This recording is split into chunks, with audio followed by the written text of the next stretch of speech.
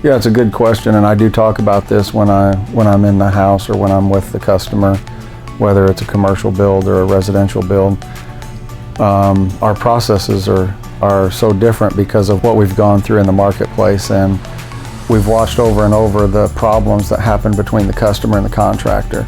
Customer says, "Hey, can you build this?" And contractor says, "Absolutely," but who has the clear picture?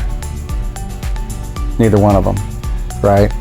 And so the process is what allows us to have this melding and meeting of the mind so that both parties have a clear picture. And it's the number one problem in contracting. It is the number one problem. So our system just totally separates us from everybody else in the marketplace because of how we develop the process of being able to clarify the picture between us and the customer. And once that picture is clear, then we go to work. And it's a lot of work to get the clear picture. Everybody thinks they understand, but it's never as clear as we want it to be.